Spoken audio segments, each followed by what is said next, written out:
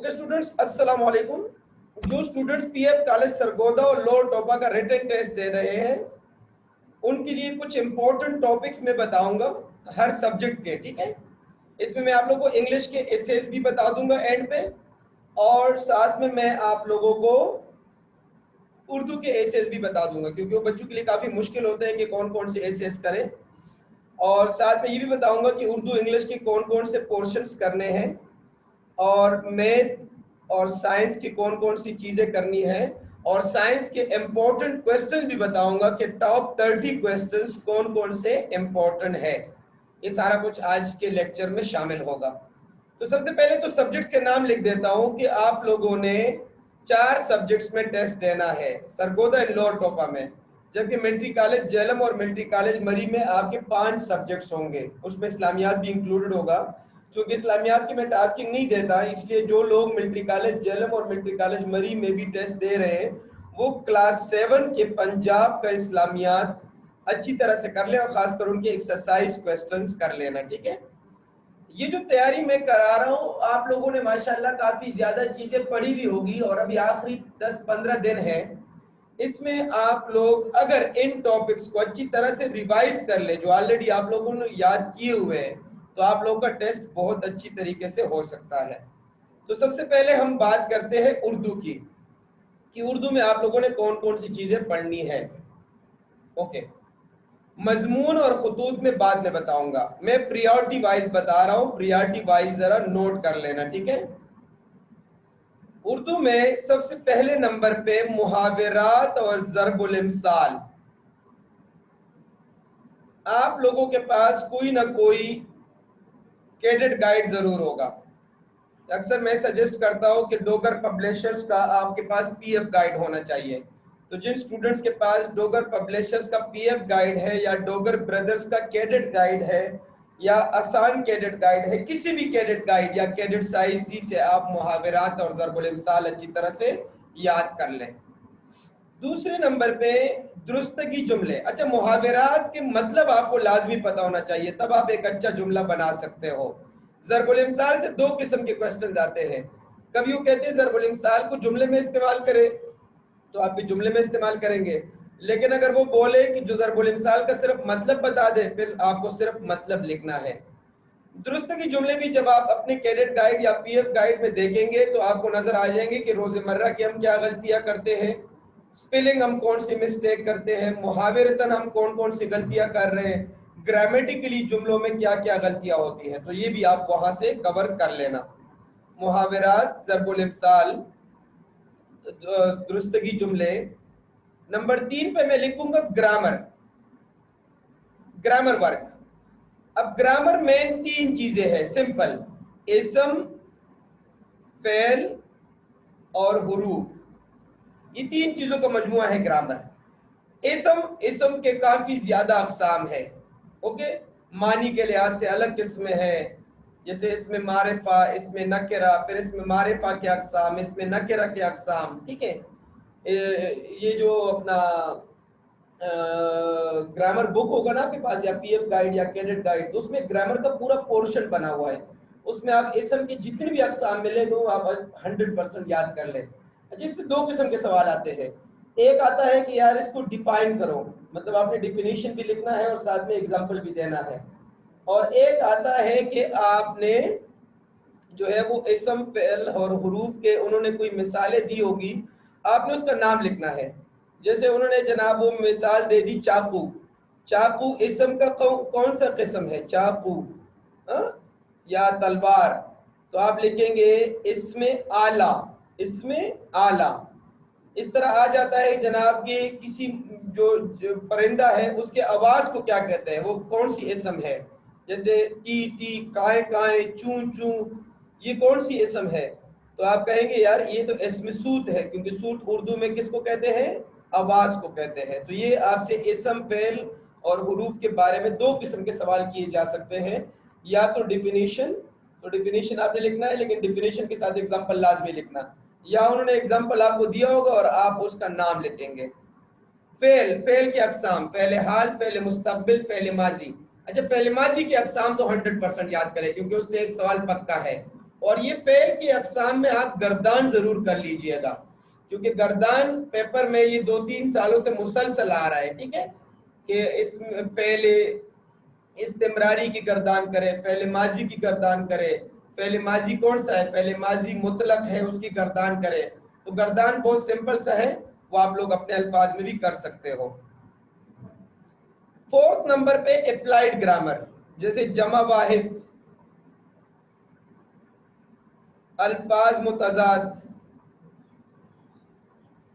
मुज़क्कर मुअन्नस, यादें applied grammar में, ये आप लोगों को अच्छी तरह से करना है, ठीक है।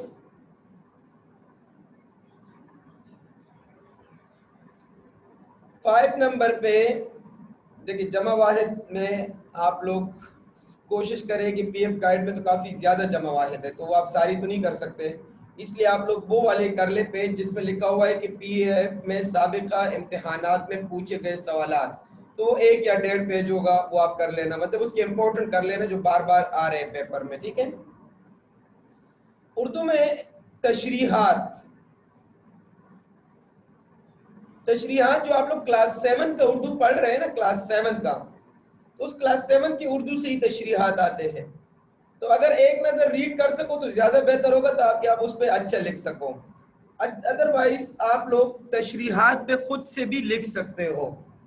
अगर आपके पास उर्दू के क्लास 7 का बुक है तो आप इतना याद कर लेना कि यार अगर आपके पास एक शेर आ जाए तो आपको ये पता हो कि यार ये शेर किस नज़म से लिया गया है और उसके शायर का नाम क्या था, तो और उसकी एक समरी याद कर लेना कि यार उसमें मेन क्या बात हुई थी, तो वो मेन जो टर्मिनोलॉजी है, जो थीम है उस कौम का, वो आप लोग उसमें लिखा करें, तो वो तशरीहात वाला क्वेश्चन भी उधर ही कवर हो जाता है, ठीक है। अच्छा, आगे बात करेंगे क्लास 7 की उर्दू। अब देखिए बेटा, क्लास 7 की उर्दू का बुक जो है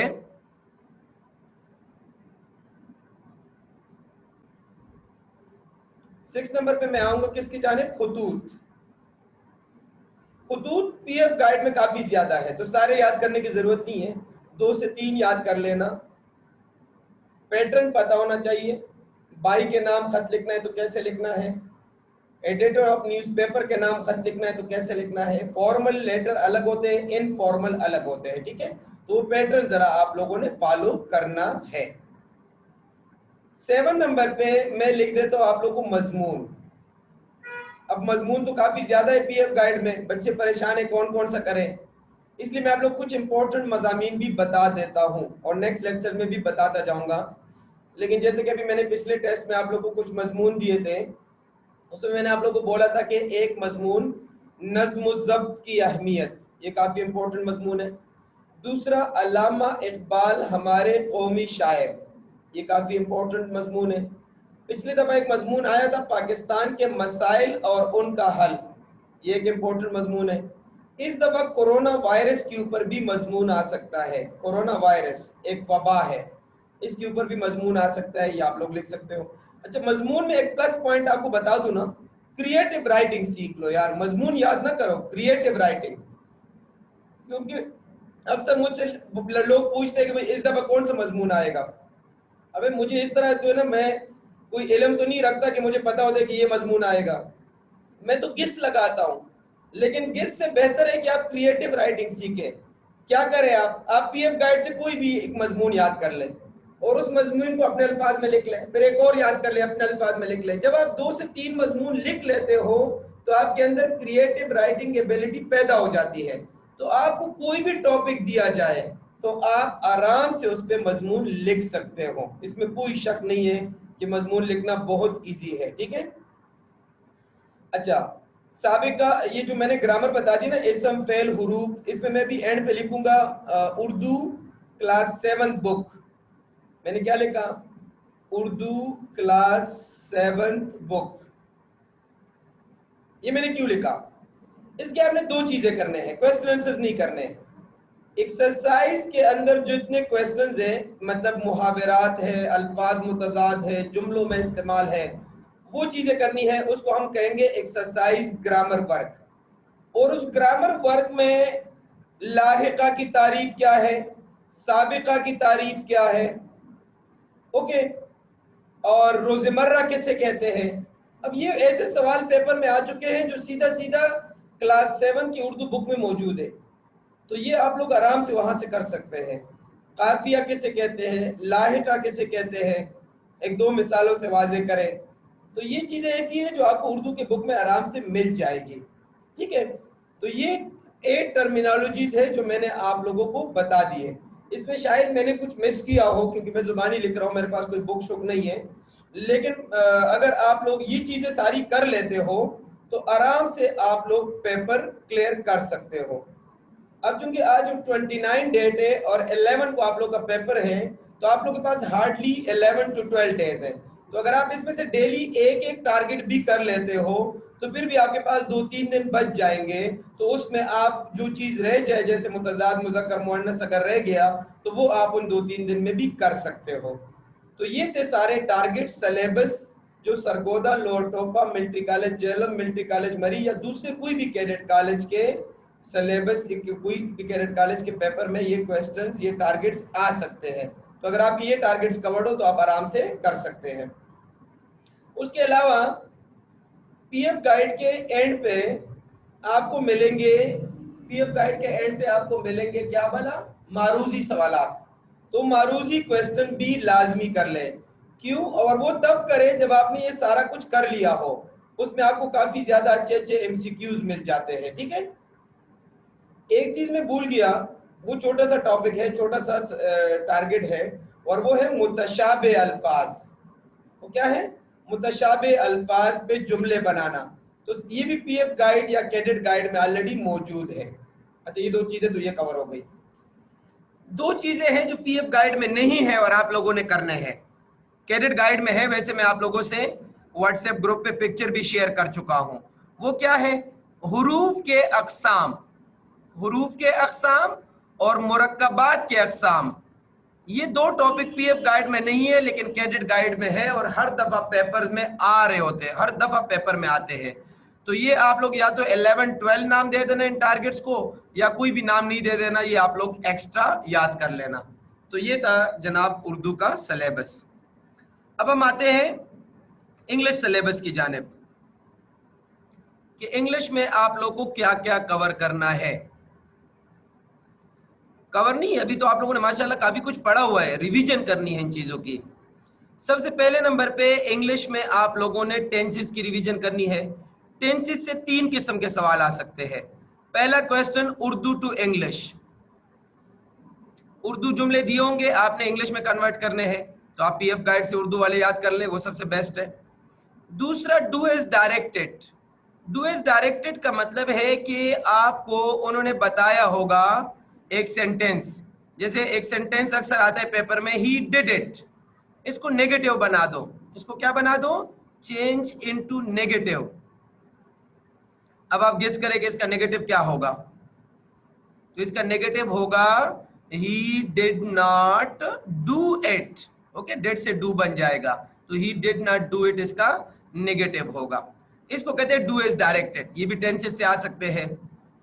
और टेंसेस से जो तीसरी चीज आती है वो आती है, वो डू इज डायरेक्टेड का एक हिस्सा होता है कि टेंस का नाम बताना, टेंस को आइडेंटिफाई करना कि ये कौन सा टेंस है, आया ये प्रेजेंट परफेक्ट है या पास्ट परफेक्ट है या प्रेजेंट कंटिन्यू है। और कन्वर्जन, कि आपको एक टेंस दे दिया प्रेजेंट परफेक्ट टेंस और उन्होंने आपको बोला कि इसको प्रेजेंट कंटिन्यू में चेंज करो, तो आपने चेंज करने, जैसे ही डिड इट का मुझे बोले कि यार इसको पास्ट परफेक्ट में चेंज करो, चेंज इनटू पास्ट परफेक्ट, तो मैं क्या करूंगा, मैं इसमें कन्वर्जन करूंगा he had done it, he had done it, तो ये मेरा आंसर होगा। ये आ गया टेंसेस का question. Active passive voice, tenses और एक्टिव पैसिव वॉइस की एक वीडियो मेरे इस YouTube चैनल पे मौजूद भी है जिसमें मैंने ये टेंसेस का एक रिव्यू दिया हुआ है और एक्टिव पैसिव वॉइस और बहुत डिटेल से एक्सप्लेन किया है। और एक और वीडियो है जिसमें मैंने डायरेक्ट एंड इनडायरेक्ट भी बड़े डिटेल से सारे रूल्स एक्सप्लेन किए हुए हैं, तो आप लोग वहां से दोबारा भी देख सकते हो। एक्टिव पैसिव वॉइस में आप लोग को अभी मैं क्या मिसाल दे दूं, एक तो सादा जुमले याद कर ले, एक एक्स्ट्रा ऑब्जेक्ट वाले याद कर ले, जैसे he bought a car in the market. अब ही बॉट अ कार तो सिंपल है, लेकिन इन द मार्केट इसको एक्स्ट्रा ऑब्जेक्ट कहते हैं। ओके, तो ये एक्स्ट्रा ऑब्जेक्ट को किस तरह यूटिलाइज करना है। एक्टिव पैसिव वॉइस में ये वाला जुमला बहुत फेमस है, डू इट राइट नाउ। तो इसका पैसिव होगा let it be done right now, let it be done right now. Narrations, narrations में डायरेक्ट एंड इनडायरेक्ट नरेशंस आते हैं। He said to me, I am fine. He told me that he is fine. So and so. Narration में फिर different different rules है, वो आप लोगों ने करने हैं। ये मैं प्रियॉरिटी वाइज बता रहा हूं, ठीक है। प्रियॉरिटी वाइज में 4th नंबर पे है क्लास 7th का इंग्लिश बुक। और यार ये सबसे इंपॉर्टेंट है, अक्सर बच्चे इसको इग्नोर करते हैं, बहुत गलत कर रहे हैं। अगर जिसने इग्नोर किया ना, वो आज से स्टार्ट कर ले इसकी study. Class 7 English book very very important, very very important, क्योंकि इसकी एक्सरसाइज में क्वेश्चन आंसर्स के अलावा बाकी सारी चीजें करनी है। इसके रिव्यू क्वेश्चंस भी करने हैं, जो इसके अंदर 3 या 4 रिव्यू एक्सरसाइजेज है वो भी करने हैं। और इंग्लिश बुक के अंदर जितने एसेज और पैराग्राफ्स है वो तो 100% करें। आप यकीन करें कि सरगोदा लोअर टोपा में पिछले 10 सालों में इतने अनसीन ऐसे नहीं आए जितने इस बुक से आए हुए हैं। क्योंकि लोगों को नहीं पता होता, इसलिए आज भी मेरी एक पेरेंट से बात हो रही थी, तो वो आंटी कह रही थी कि अनसीन एसेज किस तरह आते हैं, कौन से आते हैं। तो ये अनसीन एसेज का बहुत मशहूर है भाई, सब लोग कहते हैं अनसीन है। अबे कोई अनसीन नहीं होता, 50 से 60% आपके इंग्लिश के बुक से आ रहे होते हैं, जो हमें पता नहीं होता। ठीक है, आपके इंग्लिश के बुक से आ जाते हैं। जनाब my school library English book में है, the scene of lawn from the roof of my house, ये एक आया है कि मैं जब अपने घर के छत पे खड़ा हो जाऊं तो मुझे अपने घर का लॉन कैसे नजर आता है, the scene of lawn from the roof of my house. तो ये सारे के सारे एसेज और पैराग्राफ आपके इंग्लिश बुक में है। अब आप लोग कहेंगे सर याद कैसे करें, उसमें तो आंसर नहीं होते। तो भाई आप लोग उर्दू के लिए आईना उर्दू ले ले गाइड, इंग्लिश के लिए कोई भी गाइड ले ले जो क्लास 7 के लेवल का हो। वैसे आजकल तो सॉफ्ट कॉपी में सारा कुछ अवेलेबल है, गूगल ड्राइव का लिंक भी मैंने आप लोग को भिजवाया हुआ है, उस लिंक से आप लोग तमाम गाइड्स डाउनलोड करें। लेकिन मोबाइल से डायरेक्ट कभी स्टडी ना करें, मोबाइल से अपने रजिस्टर पे क्वेश्चन आंसर उतारें, उसके बाद उसको याद करें, वो सबसे बेस्ट है। तो ये तो हो गई भाई मेन बात है। अब आ जाते थोड़े से नेक्स्ट टारगेट्स की जानिब। नंबर 5 टारगेट जो इंग्लिश का है वो है पेयर ऑफ वर्ड्स। वो क्या है, वो है pair of words. Pair of words book वाले तो लाजमी करें, 1 या 2 पेजेस हैं, बुक में भी है क्लास 7 के बुक में, ठीक है। पेयर ऑफ वर्ड्स में जैसे एक्सेप्ट, एक्सेप्ट, एक्सेप्ट ए से है, तो ए एक्सेप्ट का मतलब है कबूल करना, he accepted my leave application. और एक्सेप्ट जो ई से है, EXCEPT, except, all except Ali were present in the class, Ali के अलावा बाकी तमाम लोग क्लास में मौजूद थे। तो इस तरह आप pair of words PF guide या कैडेट गाइड से अच्छी तरह से रिवाइज करें। याद तो किए होंगे, इसमें तो कोई शक नहीं है, क्योंकि अब तो आखिरी 15 दिन है। अगर किसी ने याद नहीं किए तो फिर कोशिश करें 1 या 2 पेजेस लाजमी करें, क्योंकि पहले 2 पेजेस से ज्यादातर आ रहे होते हैं। और साथ में English book, English book class 7 पे तो कोई कंप्रोमाइज नहीं है, वो तो आपने 100% करना है अगर आप चाहते हो कि आप सेलेक्ट हो जाओ। अब देखो ना बेटा, सरगोदा में टोटल स्टूडेंट जाने पूरे पाकिस्तान से 80 स्टूडेंट्स, लोअर टोपा में टोटल जाने 60 स्टूडेंट्स। अब पूरे पाकिस्तान से 40 पर 50,000 लोग अप्लाई करते हैं, उसमें वो लोग टॉप 80 और टॉप 60 ढूंढ रहे होते हैं। तो वो तो वही बच्चे होंगे ना जिन्होंने स्टडी ज्यादा की होगी। अच्छा, मेरे एक स्टूडेंट है, पढ़ रहा है, कॉलेज का नाम मैं नहीं लूंगा, उसने सिर्फ 28 दिन तैयारी की थी मेरे साथ, 28 डेज, और 28 डेज में उसने ये सारा कुछ कर लिया था। हालांकि उसने पहले बिल्कुल नहीं पढ़ा था। आप लोग तो माशाल्लाह 2 से 3 महीने से ज्यादा हो गए कि आप लोग पढ़ रहे हो, तो आप लोग तो ऑटोमेटिकली कर लोगे, ठीक है। पेयर ऑफ वर्ड्स 5 नंबर हो गया। क्वेश्चन नंबर 6, मैं टारगेट नंबर 6 बताने लगा हूं, ठीक है। Tenses, active passive voice, narrations, class 7 English book, pair of words. Number 6 पे है पैराग्राफ कंप्रहेंशन, ये पेपर में लाजमी आता है। अच्छा, पैराग्राफ जो आएगा वो बिल्कुल अनसीन होगा, या तो क्लास 7 के इंग्लिश बुक से उन्होंने पैराग्राफ दिया होगा। जैसे एक दफा पैराग्राफ आया था कायदे आजम का, तो वो एक्सरसाइज में एक पैराग्राफ है ना, उसके कायदे आजम का एक पैराग्राफ है जिसमें से I think comma full stop वो लगाने होते हैं, तो वो पैराग्राफ उन्होंने पैराग्राफ कंप्रहेंशन में दे दिया था। बुक से भी आ सकता है, अनसीन भी आ सकता है। ये क्वेश्चन इजी होता है। इसके लिए आप क्या करें, आप पीएफ गाइड में से एटलीस्ट 5 पैराग्राफ कंप्रहेंशन खुद करें। पैराग्राफ को पढ़ना है, पढ़ने के बाद नीचे क्वेश्चन आंसर्स होंगे, वो आप लोगों ने करने हैं। तो इस तरह ये आपका पैराग्राफ कंप्रहेंशन वाला पोर्शन कवर हो जाएगा। ठीक है, मैं थोड़ा सा, अच्छा चलो ठीक है, आगे चलते हैं। पैराग्राफ कंप्रहेंशन के बाद जो सबसे मेन चीज है, सबसे मेन, मैंने बाद में लिख लिया, हालांकि मुझे शुरू में लिखना चाहिए था इसको टारगेट नंबर 3 में आना चाहिए था।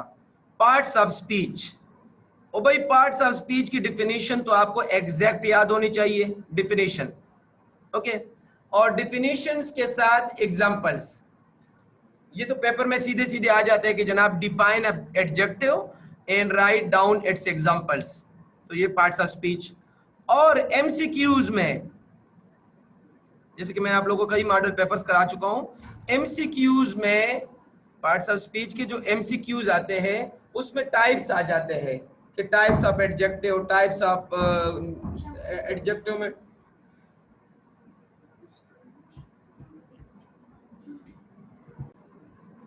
अच्छा जनाब, हम एमसीक्यूज की बात कर रहे थे कि एमसीक्यूज पोर्शन का मैक्सिमम हिस्सा आपके पार्ट्स ऑफ स्पीच से आ रहा होता है। ठीक है, पार्ट्स ऑफ स्पीच से जैसे टाइप्स ऑफ नाउन आपने किए हैं और उन्होंने कोई एब्स्ट्रैक्ट नाउन का टाइप दे दिया और आपको बताया कि ये कौन सा नाउन है, तो अगर आपने एब्स्ट्रैक्ट नाउन किया हो तो आपको बहुत इजीली पता लग जाएगा कि this is abstract noun.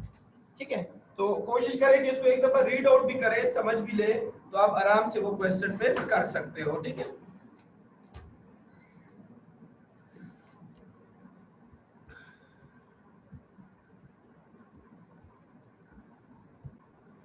Okay, ये है question number 7, parts of speech. उसके आप लोग डिफिनेशन भी कर लें और पार्ट्स ऑफ स्पीच के फर्दर टाइप्स भी करने हैं। पार्ट्स ऑफ स्पीच के फर्दर जो है वो आप लोगों ने टाइप्स भी करने हैं। अब आ जाते हैं 8 नंबर पे, लेटर्स। लेटर्स या एप्लीकेशन कोई भी चीज आ सकती है। तो आप पीएफ गाइड से जहां लिखा हुआ है कि पीएफ में साबिका इम्तिहानात में पूछे गए सवालात, उसमें जो लेटर्स है ना वो आप लोग 4 से 5 कर लेना, फॉर्मल इनफॉर्मल भी कर लेना। जैसे आप कोई एडिटर ऑफ न्यूज़पेपर को लेटर लिख रहे हैं और उनको बता रहे हैं कि आपके मोहल्ले में सफाई की सूरत हाल ठीक नहीं है, ठीक है, तो उनको आप अगर एप्लीकेशन आ जाए तो उसी वर्ड्स को एप्लीकेशन का स्टाइल दे दे, अगर लेटर्स आ जाए तो लेटर का स्टाइल दे दे। ठीक है, अच्छा नंबर 9 पे मैं बता रहा हूँ डायलॉग राइटिंग। ये पहले पेपर में नहीं आते थे, अभी आने शुरू हो गए। डायलॉग राइटिंग, दो दोस्तों के दरमियान डायलॉग लिखना होता है। ठीक है, तो आप कोशिश करें 1 या 2 डायलॉग याद कर लें, तो उसी पैटर्न के ऊपर आपसे वो कुछ भी पूछे, क्योंकि आपको सिर्फ और सिर्फ 2 बंदों के दरमियान एक मुकालमा निगारी करनी है कि वो लोग आपस में क्या बातें कर रहे हैं।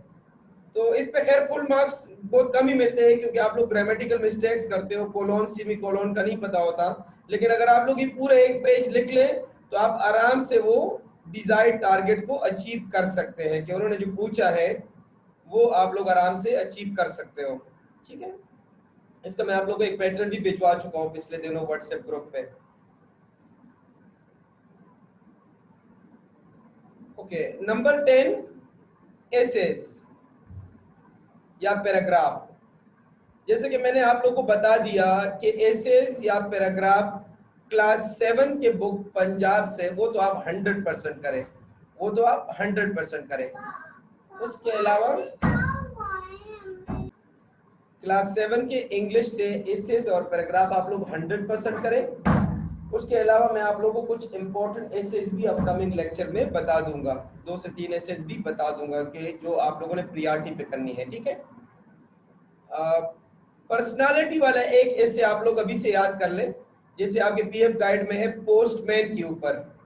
पोस्टमैन का ऐसे है कि पोस्टमैन सुबह सवेरे उठता है, यूनिफॉर्म पहनता है, ड्यूटी पे जाता है, डेश डेश डेश डेश ये सारा काम कर लेता है। ठीक है, तो अगर इन केस पोस्टमैन की जगह वॉचमैन आ गए या कोई भी आ गया, तो सब लोग सुबह उठते हैं, यूनिफॉर्म पहनते हैं, ड्यूटी पे जाते हैं, फैमिली का ख्याल रखते हैं, फैमिली के लिए चीजें लेकर आता है। तो अगर आप एक ऐसे याद कर लें तो वो एक नेचुरल ऐसे है, उसमें सिर्फ और सिर्फ आपने नाम चेंज करना है, जो भी ऐसे आ गया वो आप उसमें से नाम चेंज करके लिख सकते हैं, ठीक है। माय बेस्ट फ्रेंड वाला ऐसे, ये इस दफा जो है मैं आप लोग को इम्पोर्टेंट मार्क करा रहा हूँ, माय बेस्ट फ्रेंड, ओके। और एक और है विजिट। अब विजिट टू म्यूजियम आप याद कर ले तो visit to hill station, visit to Murree, जैसे आया था विजिट टू मरी एक दफा, ठीक है। तो अगर आप एक विजिट याद कर ले तो उसमें आप मेन टर्मिनोलॉजीज तो याद कर लेते हैं कि विजिट में क्या क्या होता है। तो उस विजिट के बारे में कोई भी ऐसे आएगा तो आप विजिट वाला ऐसे ही लिख लेंगे। एक दफा एक ऐसे आया था, उसका नाम था वेडिंग पार्टी, और मैंने बच्चों से बर्थडे पार्टी वाला याद करवाया था। अब सारे बच्चों ने वही बर्थडे पार्टी वाला ही वेडिंग में लिख दिया, क्यों? क्योंकि एडजस्ट करके। बर्थडे पार्टी में भी गाने वाने होते हैं, हर टाइप रोशनियां होती है और ये वो, ठीक है, लेफ्ट राइट, तो वो सारी चीजें मैकडोनल्ड होटल लिखवाया था बच्चों को, या कुछ भी होटल शोटल गए और वहां पे हमने ये चीजें काई एंजॉय किया, तो वेडिंग पार्टी में भी वो सारी चीजें आ गई। इसमें भी शायद मैं कुछ चीजें भी स्किप कर रहा हूँ, लेकिन टाइम कम है, मैंने आप लोगों को मैथ और साइंस का भी बताना है, लेकिन आप लोगों को ये टॉप 10 तो मैंने बता दिए, ठीक है। Top 10 targets for PF college Sargodha, lower टोपा, अपर टोपा and military college Jhelum. Math की तरफ आते हैं जो सबसे इंपॉर्टेंट है, ठीक है। टाइम कम है इसलिए मैं आप लोगों को क्लास 6 का तो नहीं कहूंगा, क्लास 7 का साइंस तो आपको 100% आना चाहिए, पहली बात तो ये हो गई। क्लास 7 के साइंस के अलावा पीएफ गाइड में या किसी भी गाइड में पार्टनरशिप वाले क्वेश्चन, कि जैसे दो दोस्त थे उन्होंने पार्टनरशिप कर लिया और पार्टनरशिप में एक दोस्त ने इतने पैसे मिलाए, दूसरे ने इतने मिला दिए और दोनों को इतने अरसे बाद इतना प्रॉफिट हुआ, तो दोनों को शेयर कितना मिलेगा, इसको कहते हैं पार्टनरशिप क्वेश्चंस। नंबर 2 आपकी ये वो चीजें लिखवा रहा हूँ जो आपकी क्लास 7 के मैथ में नहीं है, सॉरी मैंने साइंस लिख दिया, क्लास 7 मैथ पंजाब बुक में नहीं है, तो वो मैं आप लोगों को एक्स्ट्रा करवा रहा हूँ, ठीक है। अच्छा, पार्टनरशिप के अलावा डिवीजन ऑफ पॉलिनोमियल्स, इन दोनों टारगेट्स के वीडियो भी मेरे यूट्यूब चैनल पे मौजूद है, आप लोग बाद में देख सकते हैं। डिवीजन ऑफ पॉलिनोमियल्स, ठीक है। नंबर 3 पे है पाइथागोरस थ्योरम, ये भी क्लास 7 के बुक में नहीं है। पाइथागोरस थ्योरम, पाइथागोरस थ्योरम में सिंपल से क्वेश्चंस आते हैं, जैसे एक राइट एंगल ट्रायंगल है, ये परपेंडिकुलर है, ये बेस है और ये हाइपोटेन्यूज है, ओके। तो इनके दरमियान अगर ये थीटा है ना, तो सॉरी, पाइथागोरस थ्योरम में कि हाइपोटेन्यूज का स्क्वायर बराबर होगा बेस का स्क्वायर प्लस परपेंडिकुलर स्क्वायर, ये पाइथागोरस थ्योरम है। इन तीन में से आपको दो चीजें दी होगी और एक आप फाइंड करेंगे। नंबर 4 पाइथागोरस थ्योरम के अलावा, अच्छा ये क्वेश्चन ऐसा है ना, सेल प्राइस कॉस्ट प्राइस, जो आपकी क्लास 7 के बुक में मजे का नहीं है, उन्होंने चैप्टर नंबर 7 दिए, कोई खास नहीं दिया उसमें से ना, तो वो मजे का नहीं है। इसलिए सेल प्राइस और कॉस्ट प्राइस के क्वेश्चन आप लोग पीएफ गाइड से अच्छी तरह से कर लेना, कि सेल प्राइस कैसे फाइंड करते हैं, कॉस्ट प्राइस कैसे फाइंड करते हैं, प्रॉफिट कैसे निकालते हैं, लॉस कैसे निकालते हैं, तो ये चीजें आपको मिल जाएगी पीएफ गाइड में, तो ये भी आपका एक एक्स्ट्रा टारगेट होगा। 5वें नंबर पे रेशियो एंड प्रोपोर्शन भी आपके बुक में इतना खास नहीं है, वो भी पीएफ गाइड से करो। रेशियो एंड प्रोपोर्शन, कि जैसे कुछ पैसे हैं और वो कुछ दोस्तों में डिवाइड करना है 2:3:5 से, तो हर एक बंदे को कितने कितने पैसे मिलेंगे। इसी पार्टनरशिप के साथ में यहाँ नहीं बल्कि 6 नंबर टारगेट बना लेता हूँ, इनहेरिटेंस, ये कभी कभी आ जाता है और पीएफ गाइड में है भी इनहेरिटेंस। इनहेरिटेंस में जैसे एक बंदा है, फौत हो गया और उसके बच्चे हैं और वाइफ है, उनमें उनके पैसे वरासत तकसीम करना है, तो हर बंदे को कितने कितने मिलेंगे। तो ये तो हो गई भाई टारगेट कंप्लीट। इसके अलावा आप लोग एमसीक्यूज अच्छी तरह से प्रिपेयर करें मैथ के, ठीक है। बेशक आप लोग पीएफ गाइड से कर लें या आसान कैडेट गाइड से करें, या जो मैंने आप लोगों को भिजवाए हैं वो वाले कर लें, क्योंकि पीएफ के जो टेस्ट है ना सरगोदा लोअर टोपा, इसमें एमसीक्यूज का काफी अच्छा पोर्शन आता है, खासकर लोअर टोपा में तो इतने ज्यादा एमसीक्यूज आते हैं। और जेएलएम और अपर टोपा में इतने एमसीक्यूज नहीं होते, नॉर्मल 20 मार्क्स के एमसीक्यूज होते हैं और वो सब्जेक्ट है उसके ज्यादा होते हैं। लेकिन लोअर टॉप अपना अपर टॉप और जेएलएम में स्पेशल बात यह है ना कि वो लोग पंजाब से बहुत ज्यादा सवाल देते हैं, और सरगोदा लोअर टॉप पंजाब से भी देते हैं, लेकिन पंजाब के अलावा एक्स्ट्रा ये जो मैंने टारगेट्स आप लोग को इस लेक्चर में बता दी है, ये एक्स्ट्रा टारगेट ज्यादा देते हैं। उसके बाद साइंस की बात करते हैं। साइंस के तो मैं आप लोग को सिलेबस भी बता देता हूँ और इम्पोर्टेंट क्वेश्चन भी बता रहा हूँ, ठीक है, काफी ज्यादा इम्पोर्टेंट क्वेश्चन भी बता रहा हूँ। एक बच्चे ने मुझसे सवाल किया कि विडो का शेयर कितना होगा, तो विडो का शेयर हमेशा 1/8 होता है, ठीक है, वाइफ का शेयर हमेशा 1/8 होगा। उसके अलावा जो पैसे बच जाए उसमें से भाई को 2 हिस्से मिलेंगे और सिस्टर को 1 हिस्सा मिलेगा, ठीक है। अगर 3000 रुपए हो तो 2000 भाई ले लेगा और 1000 सिस्टर, लेकिन उससे पहले आपने विडो को, मतलब जो बंदा फौत हुआ है उसके वाइफ को आपने 1/8 हिस्सा देना है। ओके, साइंस की बात करते हैं। साइंस की जो है वो क्लास 6 के बाद, पिछली दफा हमने स्किप किया था, इससे काफी सवाल आए थे। क्लास 6 पंजाब का जो साइंस है ना, उसका एक्सरसाइज आप लोग 100% डन कर लें, उस पर कोई कंप्रोमाइज नहीं है। एक्सरसाइज आप लोग क्या कर लेंगे, डन कर लें, इसमें कोई चीज नहीं छोड़ना। क्लास 6 के पंजाब का एक्सरसाइज क्वेश्चंस, एक्सरसाइज में शॉर्ट क्वेश्चन भी है और लॉन्ग क्वेश्चन भी है, वो आप लोगों ने 100% डन करना है। साइंस के ही क्लास 7 का एक्सरसाइज इज ओनली, ओके, वो भी आप लोगों ने 100% करना है, उसमें कोई चीज नहीं छोड़ना। ओके, ये 2 टारगेट हो गए मेन। जब आप ये लोग टारगेट कंप्लीट करो ना, तो फिर जो अभी मैं टॉप 30 क्वेश्चंस बता रहा हूं, फिर उसके बाद आप लोगों ने ये क्वेश्चंस करने हैं जो अभी मैं बताने लगा हूं, वीडियो के बिल्कुल एंड पे भी बताने लगा हूं, ठीक है।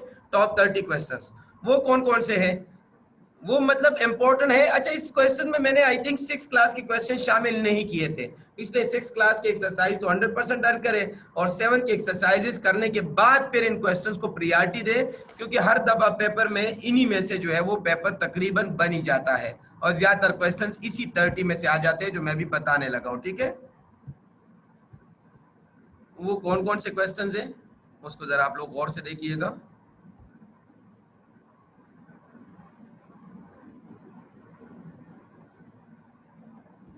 Okay,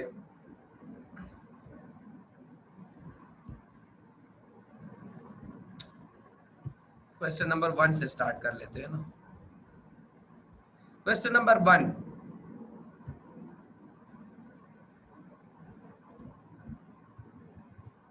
right A detailed note on brain and I. Brain and I पे नोट लिखे, ठीक है। Question number 2, describe in detail the human respiratory system.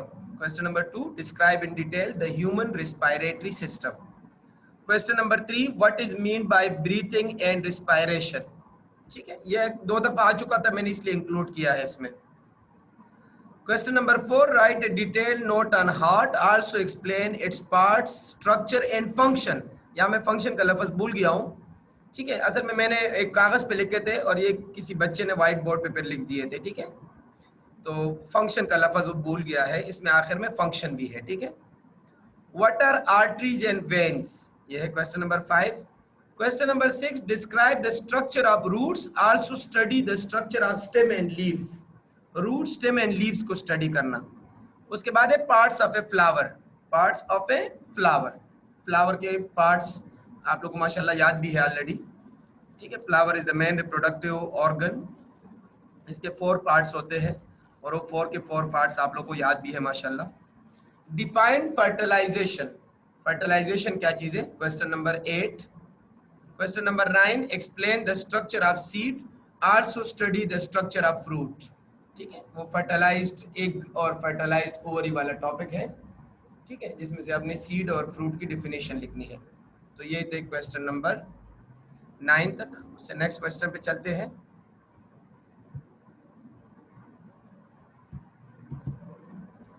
मैं आप लोग को वैसे भी अभी वीडियो भिजवा दूंगा, तो आप लोग अभी स्क्रीनशॉट लेने